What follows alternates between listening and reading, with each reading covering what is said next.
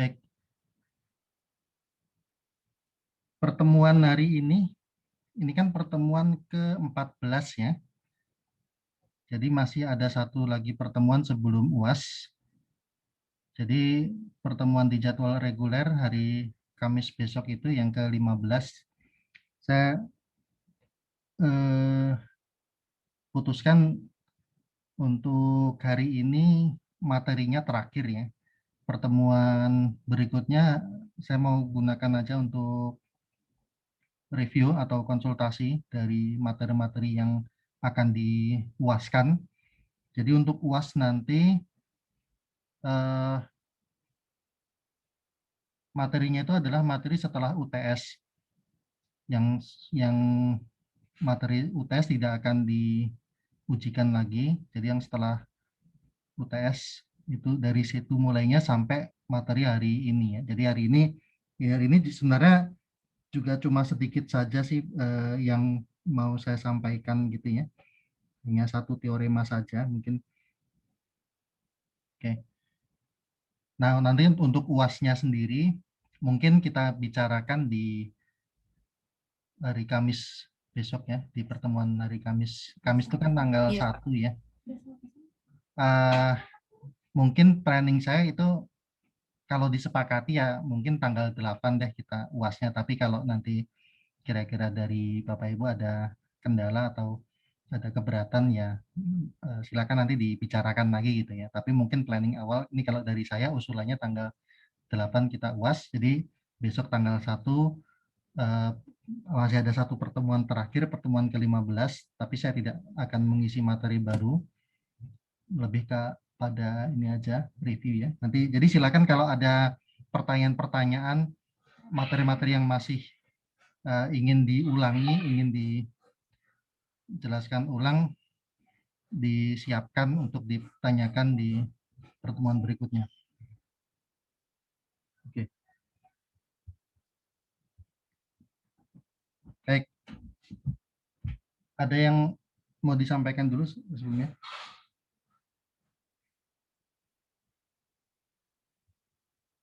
Jika tidak ada, oke, saya mulai aja materi buat hari ini ya. Iya, Pak.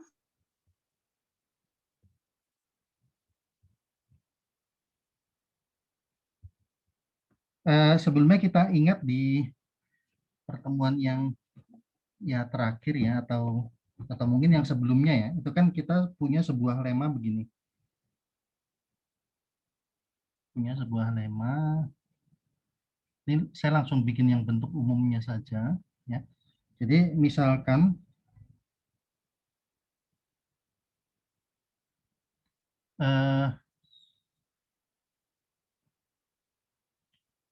kita punya gelanggang Euclidnya R katakanlah. Misalkan R ini gelanggang Euclid. Kemudian P anggota R ini adalah unsur prima ya.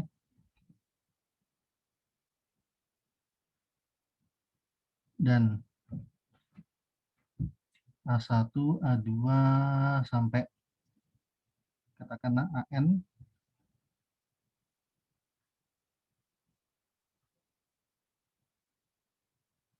ini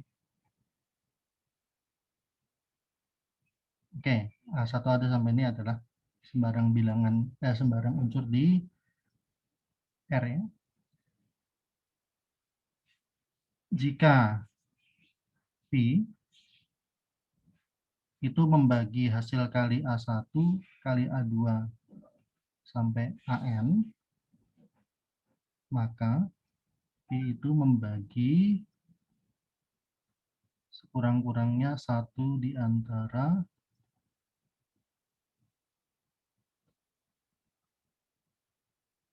A1 sampai AN.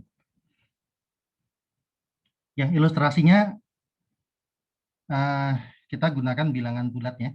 Karena kita tahu bahwa bilangan bulat itu, himpunan bilangan bulat Z itu adalah termasuk salah satu contoh gelanggang Euclid ya. Misal gini, kalau Pi-nya ini bukan prima ya. Jadi misalkan tinjau Z-nya. Kalau kita pandang bilangan 6 misalkan, 6 anggota Z ini bukan prima, kita tahu ya. Jadi kalau kita sedang bicara bilangan unsur prima di Euclid itu, unsur prima di Z ini tidak lain adalah bilangan prima yang kita kenal sehari-harinya. Kita ketahui bahwa 6 itu membagi 4 kali 9 ya. Sementara 6 itu tidak membagi satu pun di antara 4 maupun 9. Ya. Di mana 6 itu tidak membagi 4 dan juga 6 itu tidak membagi 9. Tapi kalau 4 kita kalikan 9, maka 6 jadilah membagi hasil kali tersebut. Nah, hal ini bisa terjadi kalau bilangan yang jadi pembagi ini adalah bukan bilangan prima. Tapi kalau kita ambil satu bilangan prima, misalkan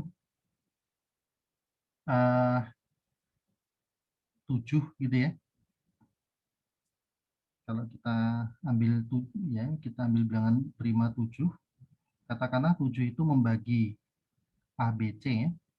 A kali B kali C gitu dan seterusnya ya. Ini sebagai ilustrasi kita pakai 3 bilangan aja ya. Di sini antara A, B maupun C itu sekurang-kurangnya salah satu di antara A, B, C ini harus kelipatan 7. Nggak mesti tepat 7 ya, bisa saja 35 misalnya, atau bisa juga 49 gitu. Tetapi yang bisa kita pastikan adalah di antara A, B, C ini itu pasti ada kelipatan 7 di sana ya. Nah, sifat ini akan kita gunakan untuk eh,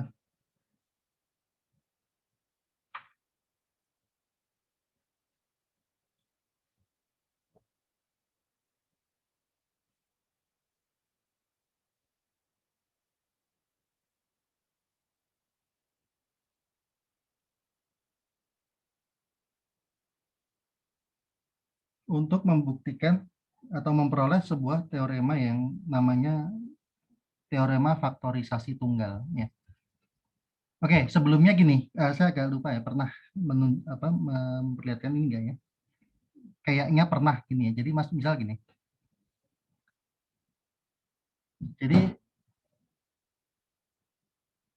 kalau kita punya dua unsur prima,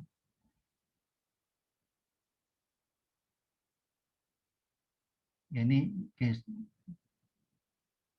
ada juga sifatnya. Saya ini jaga-jaga aja, mungkin belum pernah belum pernah saya sampaikan, tapi rasa-rasanya kayak pernah gitu ya. Jadi gini, jika sigma pi elemen R ya, ini lagi kita asumsi, kita anggap R ini gelanggang Euclid ya. Misalkan R ini gelanggang Euclid. Jika sigma pi elemen R keduanya unsur prima,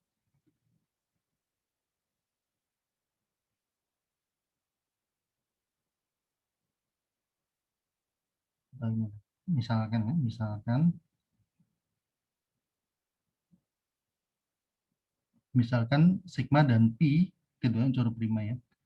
Jika sigma membagi pi ya, atau pi aja yang bagi sigma. Jika pi membagi sigma,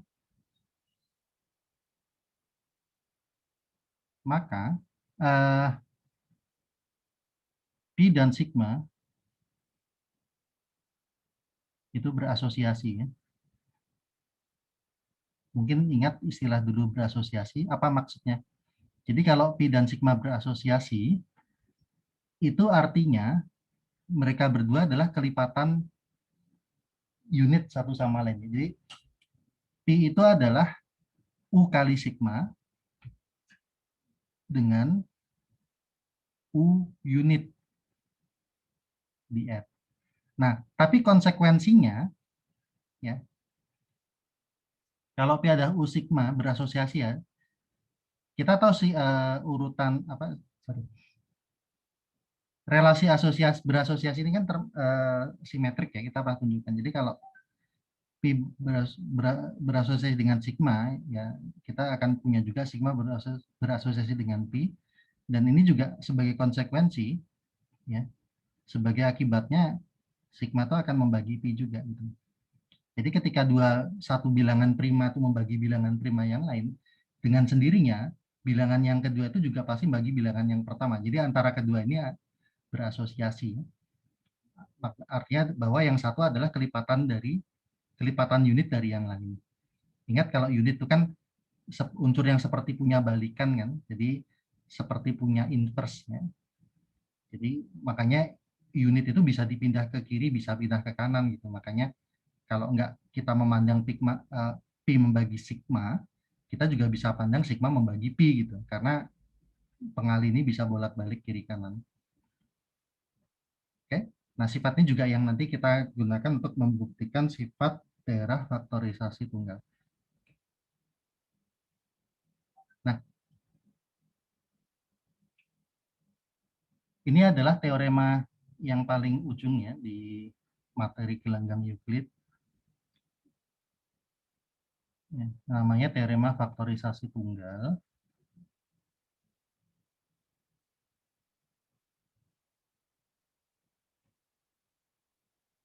Oke. Bunyinya misalkan R adalah gelanggang Euclid.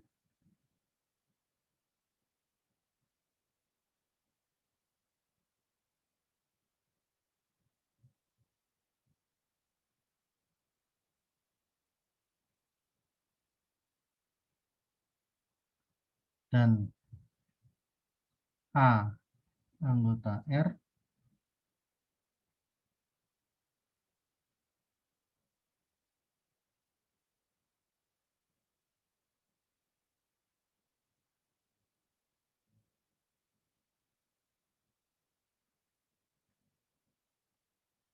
misalkan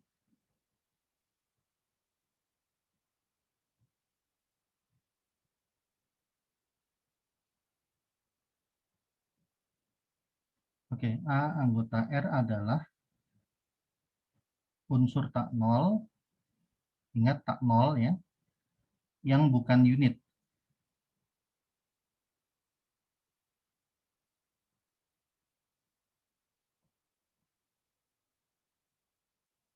Oke.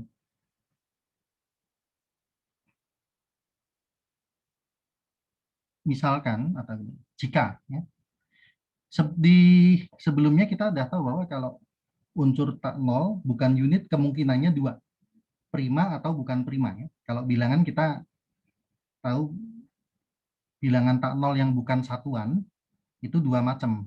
Kalau nggak prima ya komposit. Ya.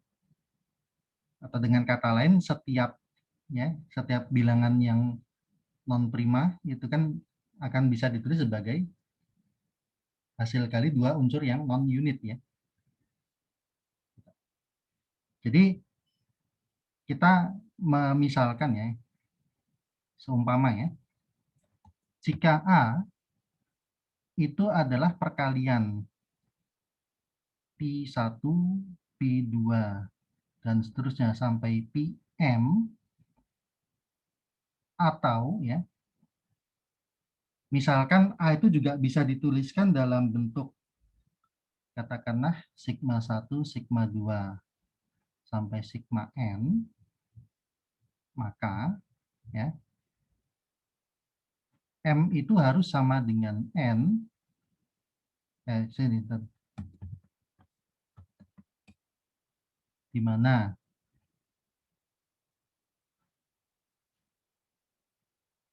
PI dan sigma J itu adalah unsur prima di R, ya, untuk setiap I sama J yang ini ya, yang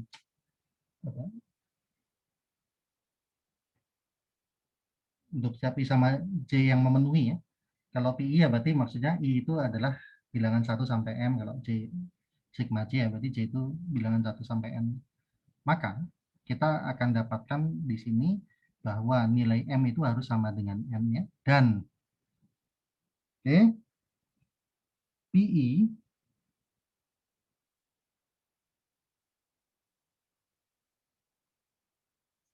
berasosiasi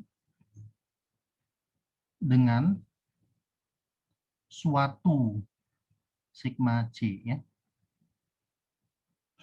Oke. Nah, oke.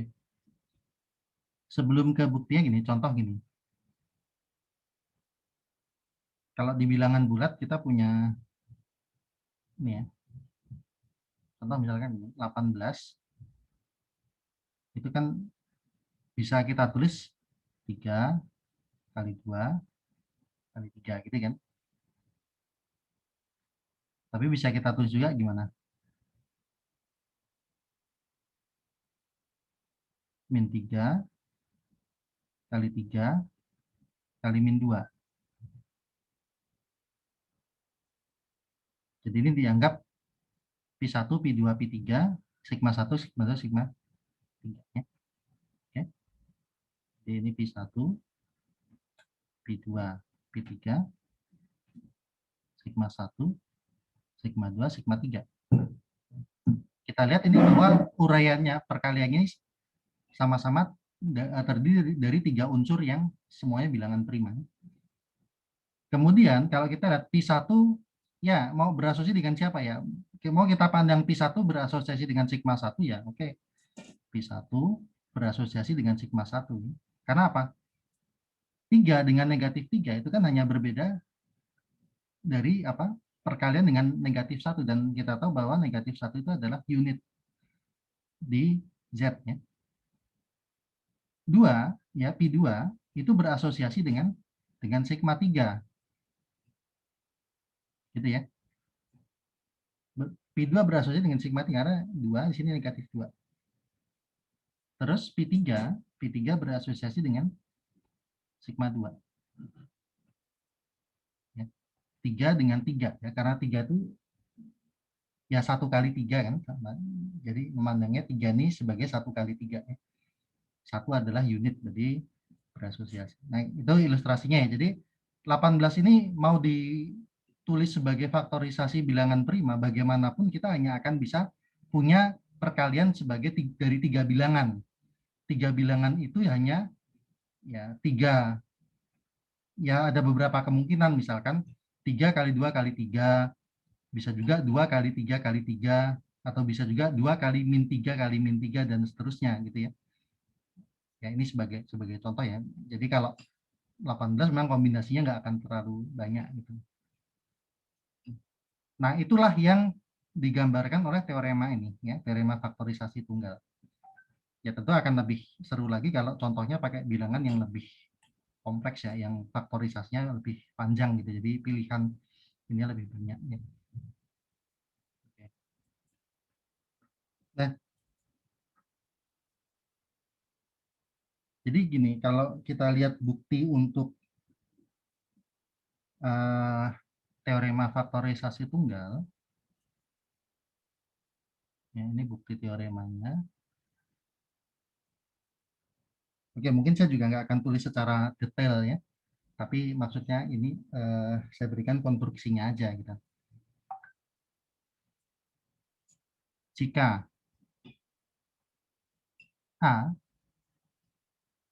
sama dengan Pi1, Pi2 sampai Pm, dan ini sama dengan sigma 1, sigma 2 sampai sigma n, maka ini kan artinya Pi1 secara definisi ini kan artinya Pi1 itu membagi sigma 1, sigma 2, sigma n. Betul kan? Karena ini kan ruas ini kita pandang Pi1 kali sesuatu ya. Sesuatu itu adalah perkalian Pi2 sampai ke belakang sini. Pi1 kali sesuatu hasilnya ini mereka ini. Sama aja mengatakan Pi1 adalah pembagi. Akibatnya apa? Pi1 membagi sekurang-kurangnya 1 di antara, menurut lema yang tadi kita bahas di awal, Pi1 itu pasti membagi sekurang-kurangnya atau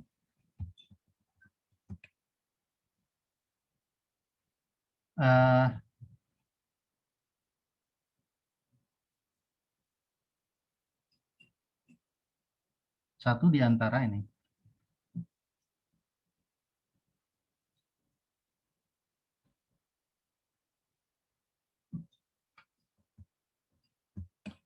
Ya. Ini meskipun saya tulis satu di antara ya, kan memang tidak salah kan bagi satu di antara ini. Walaupun tapi dalam bayangan kita ingat bahwa bisa jadi membagi lebih dari satu gitu. Bisa jadi yang terbagi oleh Pi1 itu ada banyak ya. Tapi kita fokusnya adalah bagi satu di antara ini. Oke. Jadi misalkan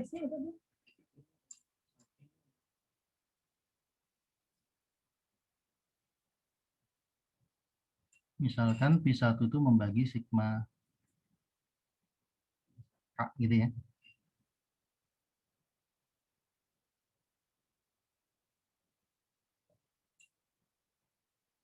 Maka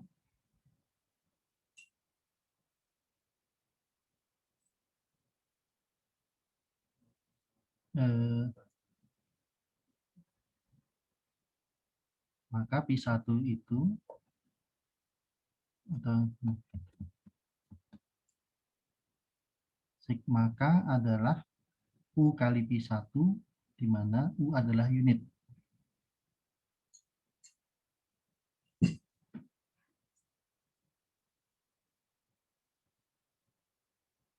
Ingat tadi kalau satu bilangan prima membagi yang lain itu pasti berdua tidak lain adalah kelipatannya ya. Kelipatan unit gitu. Kalau Pi bagi sigma, Pi adalah U kali sigma ya, punya unit ya. Jadi kalau Pi1 bagi sigma K ya, kita bisa tulis ini tidak kebalik ke diantar.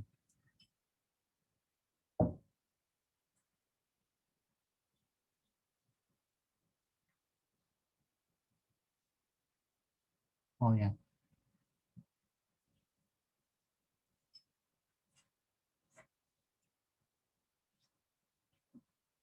Ya.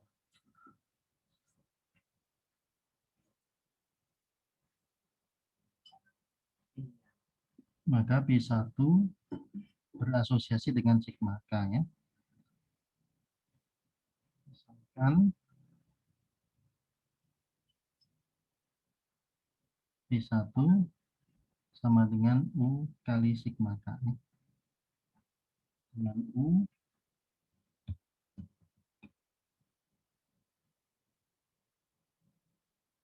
unit R. Nah, kita bisa tulis ulang. Berarti dari persamaan yang paling atas, maka kita peroleh Pi1 diganti dengan U kali sigma K kali Pi2 kali dan seterusnya sampai Pm sama dengan sigma 1. Nah, nanti di tengah-tengahnya ada sigma K atau gini. Ya, sampai sigma N gitu ya.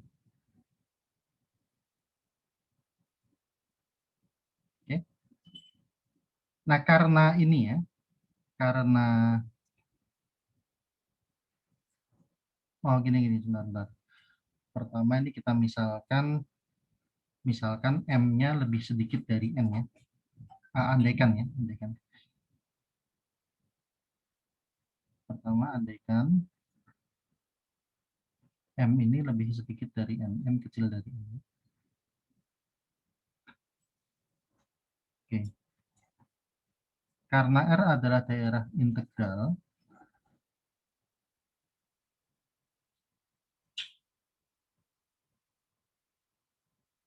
maka kita dapat membatalkan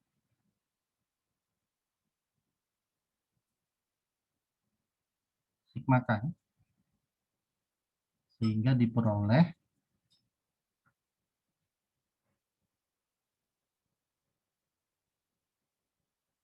U kali P2 sampai PM itu sama dengan sigma 1. Nah, nanti di tengah sini sigma K-nya udah hilang. Jadi sigma K min 1, jadi sigma K plus 1, baru sigma N. Gitu ya. Karena di ruas kanan ada N minus 1 suku ya. Ulangi proses ini untuk P2.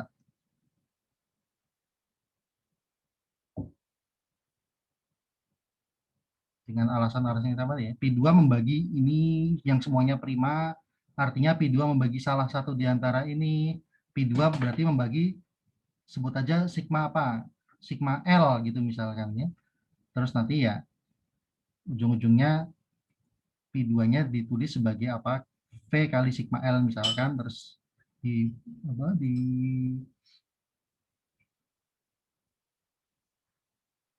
di cancel gitu ya nanti sama, terus nanti akan kita dapat apa? Jadi di sini katakanlah ya, saya pakai meja misalkan P2 membagi sigma L ya. Nah, terus ini artinya nanti P2-nya berasosiasi dengan sigma L yang artinya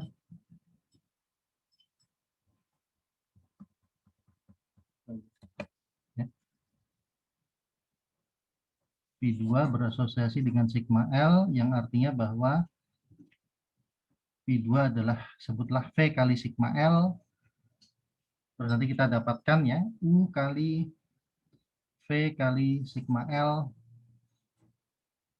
kali P3 sampai PM.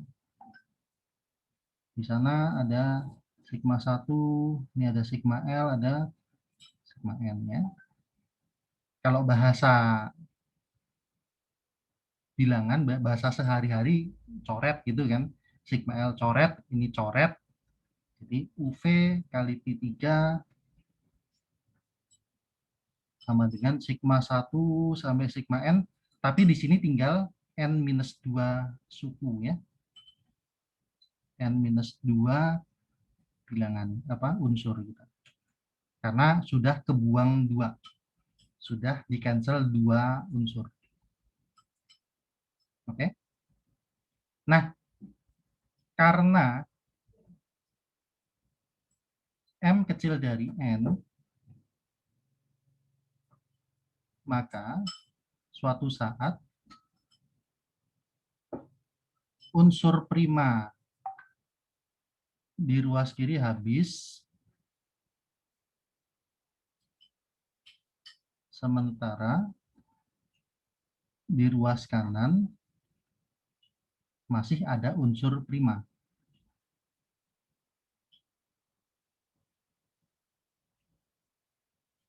Unsur prima di ruas kiri habis, tapi masih menyisakan unit-unitnya.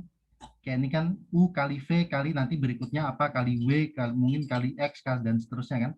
Sampai ini semua habis. Karena tiap satu kali proses yang diulang-ulang ini, setiap satu kali proses itu menghilangkan satu unsur prima di ruas kiri. Dan pada saat yang sama juga menghilangkan satu unsur prima di ruas kanan. Tetapi karena di awal kita sudah mengandaikan M kecil dari N, ketika M ini habis, P ini habis, di sini masih tersisa beberapa sigma. Gitu. Oke, nah apakah ini mungkin ya? Hal ini tidak mungkin.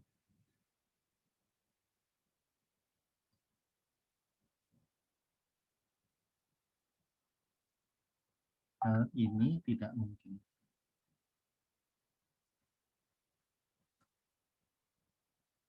Oke, ya karena kita tahu gini kan, kalau ruas kiri ya katakanlah saya pakai angka di U1, U2 sampai UN ya.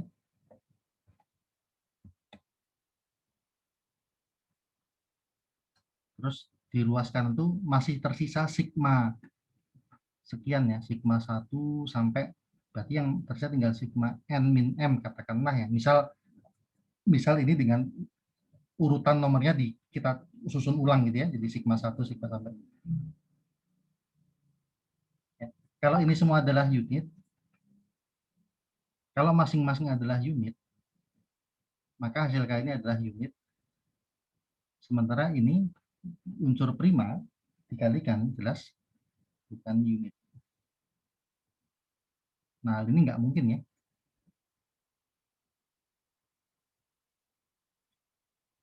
Nah, dengan alasan serupa,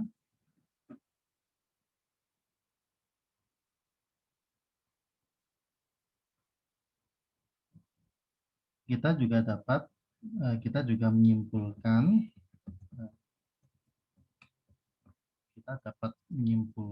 bahwa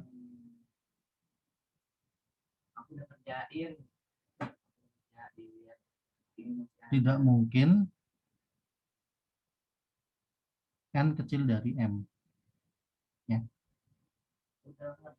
Nah, kalau dua bilangan m sama n kan kemungkinan cuma 3 kan? M kecil n kecil m, atau m sama dengan n kan? Jadi haruslah m sama dengan n.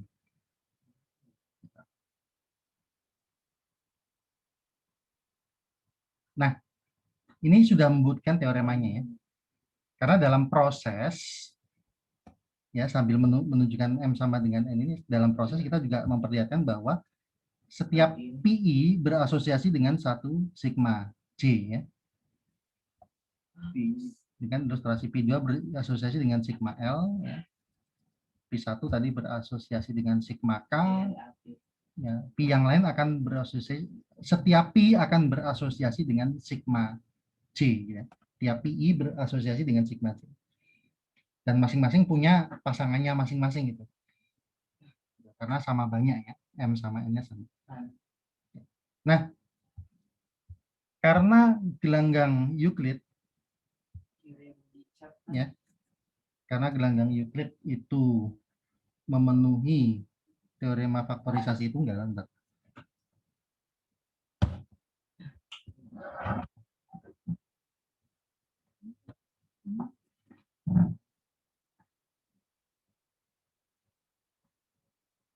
Coba kirim di chat.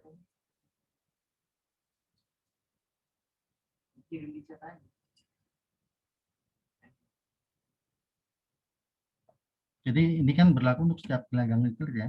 Setiap gelanggang Euclid itu memenuhi teorema faktorisasi tunggal. Ya.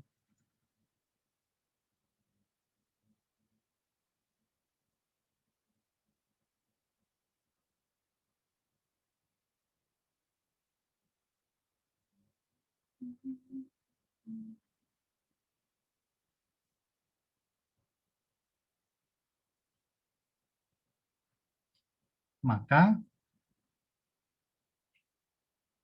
gelanggang Euclid disebut juga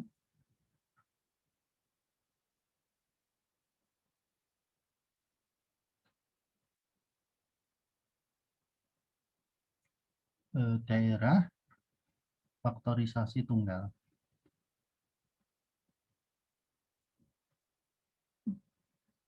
atau unique factorization domain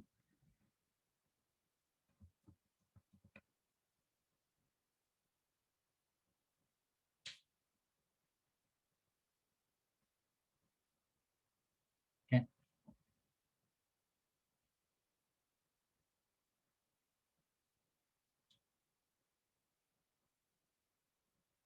Nah, ini materi tentang gelanggang Euclid ya. Selesai sampai sini. Kemudian yang berikutnya, ini kita masuk ke gelanggang polinom, itu yang termasuk salah satu dari gelanggang Euclid. Ya, tapi mungkin karena kita nggak ada banyak waktu, jadi ini saya hanya lebih kepada memperkenalkan ya gelanggang polinom itu, ya sifat-sifatnya atau bagaimana dia menjadi suatu gelanggang Euclid.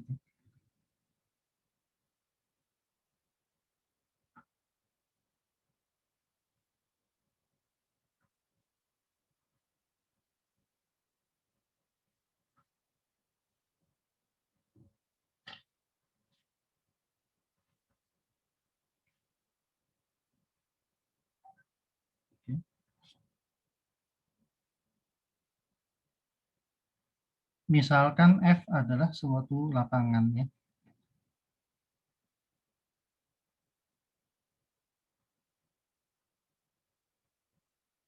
Apa itu lapangan? Ingat, lapangan itu kan gelanggang yang unsur tak nolnya membentuk, gini, lapangan itu adalah gelanggang pembagian yang komutatif ya. Gelanggang pembagian itu apa? Gelanggang pembagian itu adalah gelanggang yang unsur-unsur tak nolnya membentuk grup terhadap operasi perkalian. Sederhananya ya, kalau mau membayangkan lapangan tuh yang paling enak tuh gunakan bilangan real. Atau pakai bilangan rasional juga sebenarnya bisa, tapi rasional kan kurang lengkap ya. Lebih lengkap lagi bilangan real. Jadi kalau bayangin eh, gelanggang, apalagi Euclid itu yang enak pakai bilangan bulat. Kalau kita bayangkan lapangan, itu yang paling enak pakai eh, bilangan real, real atau rasional. Kompleks pun sebenarnya lapangan juga, tapi kalau kompleks kan mungkin terlalu ruwet ya. Jadi yang paling enak sebenarnya bilangan real. Bilangan real kan kalau nolnya dihilangin jadi grup juga kan terhadap operasi perkalian. Setiap unsurnya punya inverse gitu, intinya di situ. Rasional kan juga punya sifat begitu. Kalau bilangan bulat gagal di inverse-nya kan, karena bilangan bulat yang punya inverse itu hanya 1 dan min 1. Oke, nah sekarang didefinisikan gelanggang fx ya.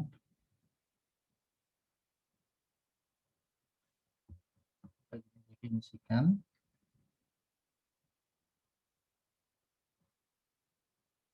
fx, ini simbol yang sudah umum ya.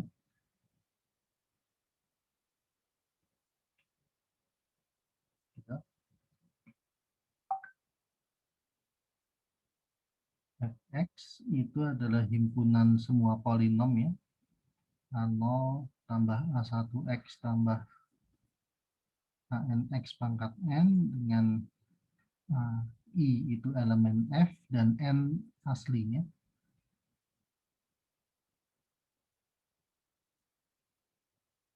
Oke. N itu sebenarnya 0 juga boleh ya. Berarti apa nih? Bilangan bulat tak negatif.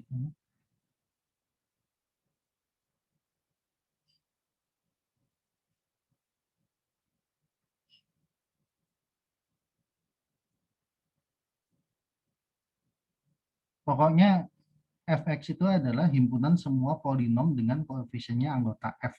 Kalau kita nyebut polinom itu pasti deretnya ini pangkat tertingginya stop ya di satu titik ya. Atau suku-sukunya berhingga lah. Suku-sukunya berhingga. Walaupun ini mungkin pangkat tertingginya atau suku-sukunya ada 1 miliar suku ya, tetap dia berhingga kan. Itu polinom. Tapi kalau kita punya deret yang nggak ada ujungnya ya itu tidak termasuk polinom ya. Yang dianggap polinom di sini adalah dia punya suku yang berhingga banyaknya.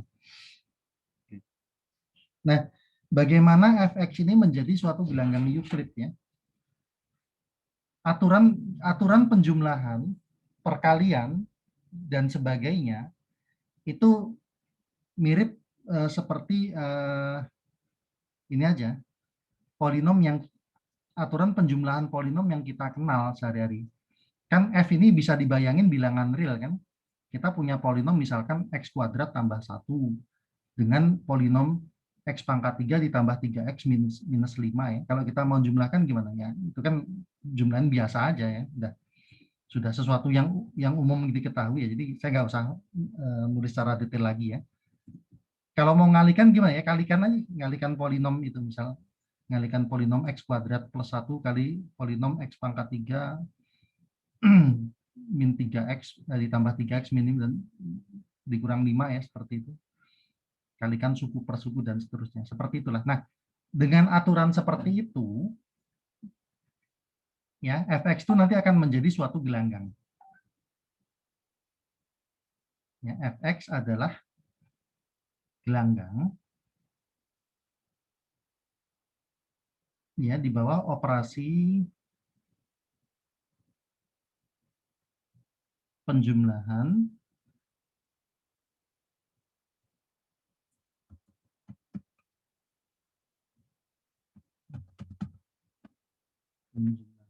dan perkalian polinom.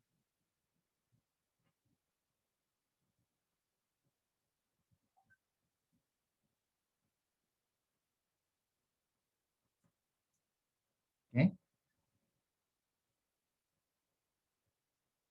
Nah, sekarang bagaimana mengassign nilai D di fx ya supaya dia menjadi suatu gelanggang Euclid ya. Untuk setiap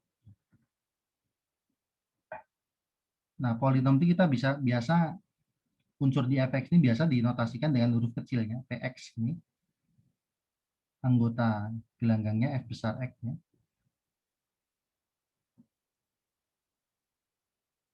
Dengan px tak 0 definisikan derajat dari px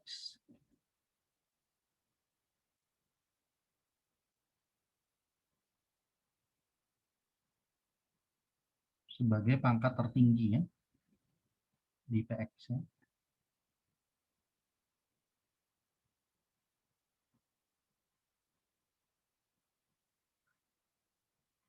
Jadi kalau px itu katakanlah misalkan P0 tambah P1 X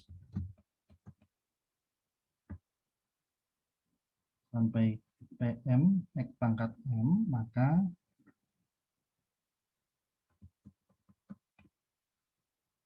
ya dengan PM-nya tak 0 nih ya, degree, pinjam notasinya, degree ya, derajatnya, degree dari derajat dari PX ya, itu adalah M. Oke.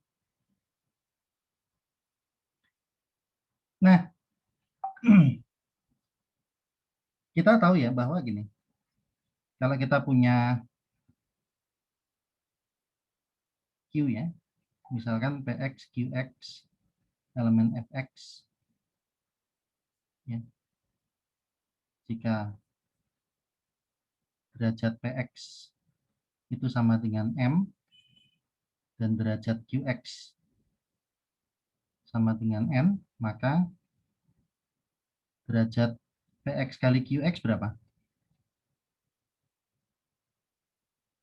Ini polinom derajat M, polinom derajat N. Kalau dikalikan, jadi polinom derajat M plus N.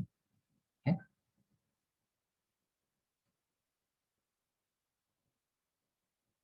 Dan jelas ini nilainya lebih dari atau sama dengan derajat PX. Atau mau dipandang derajat Q ya oke. Tergantung kita yang mau jadi acuan apa ya. Kan kalau derajat P-nya adalah M ya. Sementara derajat Q itu N, N ini kan nilainya non negatif kan. Sekurang-kurangnya 0 ya. Kapan suatu polinom itu derajatnya 0? Kalau dia konstan. Ya kan, di situ pangkat tertingginya pangkat 0. Ya, konstan itu bisa kita pandang sebagai polinom ya kalau kita meninjaunya dia sebagai unsur di fx. Oke. Nah, ini kan tidak lain sifat pertama dari nilai D yang didefinisi gelanggang Euclid ya. DA kecil sama dengan DAB kan untuk setiap A dan B tak 0. Gitu ya. Nah, kemudian yang sifat kedua gimana ya? Itu adalah sifat dari algoritma pembagian ya. Kalau di polinom kan kita juga punya algoritma pembagian kan, pembagian atau seperti pembagian bilangan yang pakai cara bersusun itu, bahwa setiap bilangan, setiap polinom apa, kayak misalnya saya kasih contoh gini, PX X pangkat 3 min tambah 3x minus 5 ya. Terus katakanlah qx-nya adalah x kuadrat plus 1 ya. Kita akan bisa temukan dua buah polinom lain, katakanlah tx dan rx, sehingga ya ini terdapat tx dan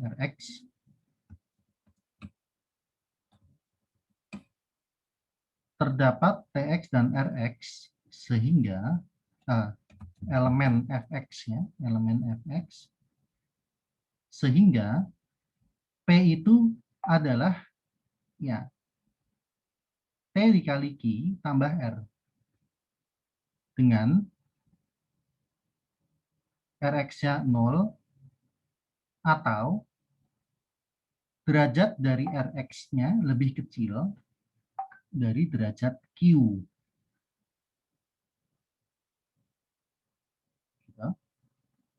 Teorema sisa kan? Derajat sisa itu tidak boleh lebih besar dari derajat, tidak boleh sama ya. Tidak boleh sama apalagi lebih besar. Dia harus lebih kecil. Nah, ini TR-nya gimana ya? Itu teknisnya banyak cara ya.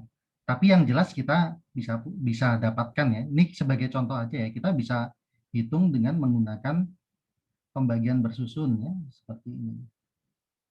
3x kuadrat plus 1 kan. Ini dibagi x pangkat 3 bagi x kuadrat kan x pangkat 3 ditambah x. Ini langsung kurangi jadi 2x ini. Karena ini derajatnya lebih kecil dari pembagi, selesai ya. Artinya di sini kita dapatkan x pangkat 3 plus 3x min 5 itu sama dengan x kali x kuadrat plus 1 ditambah 2x min 5 ya. Nah, ini adalah tx-nya, ini adalah rx. Dan kita lihat derajat rx itu adalah 1, sementara derajat qx adalah 2. Jadi ini adalah derajat rx-nya lebih kecil dari derajat pembagi. Ini ilustrasi ya, tapi yang jelas kita tahu bahwa ini akan berlaku untuk sembarang P dan Q yang tak nol. Ya. Ini akan berlaku untuk sembarang P dan Q yang tak nol. Tidak hanya untuk dua ini, tapi sebagai ilustrasi ini saya berikan contoh ini. Nah, dengan sifat yang dimiliki ini, fx itu adalah suatu bilangan Euclid.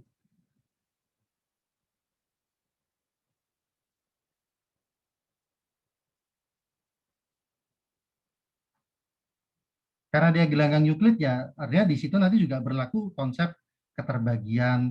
Terus dia juga adalah suatu daerah ideal utama ya. Setiap idealnya dibangun oleh suatu unsur ya.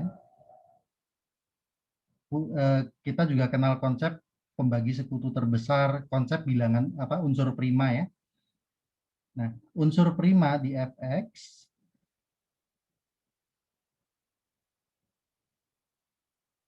adalah polinom tak tereduksi.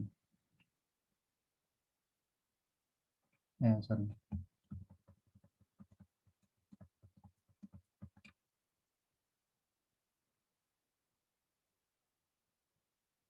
Disebut polinom tak tereduksi ya. Ya sebenarnya istilah aslinya irreducible element ya.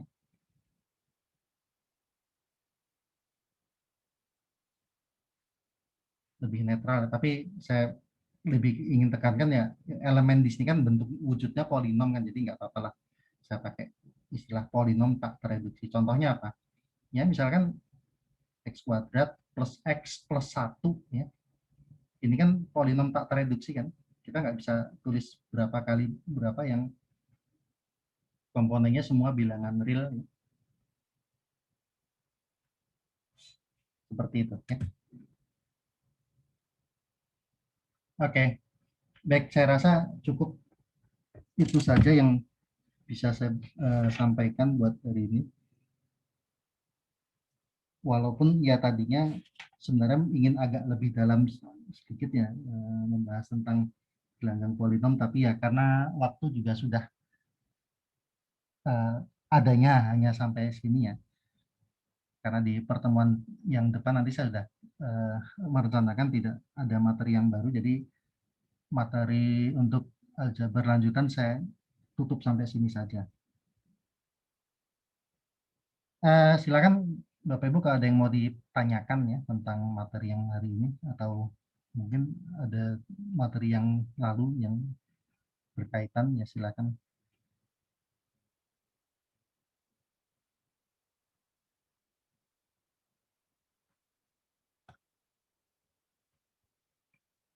Jadi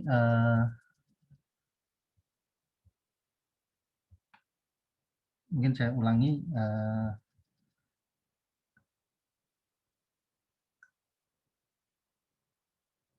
untuk materi abstraknya selesai sampai sini, tidak akan ada materi yang baru.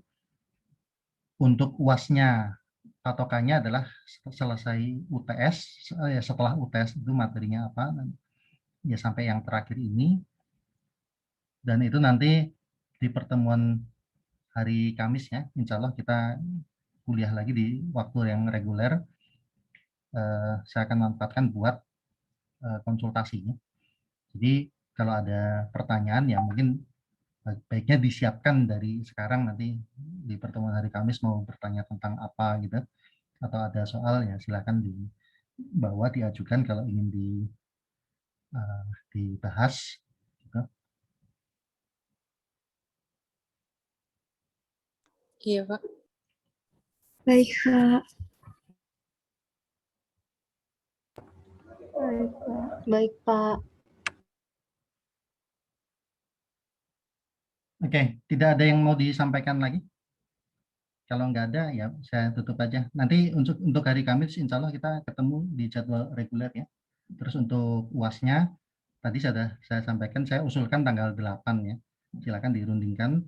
Kalau oke ya udah kita tanggal 8. Saya berharap lebih cepat selesai, lebih inilah lebih nyaman gitu ya. Tapi ya kalau nanti Bapak Ibu ternyata di tanggal tersebut ada kesulitan ya sudah, nanti kita bicarakan lagi. Baik, demikian ya Bapak Ibu sekalian ya. Terima kasih atas perhatiannya.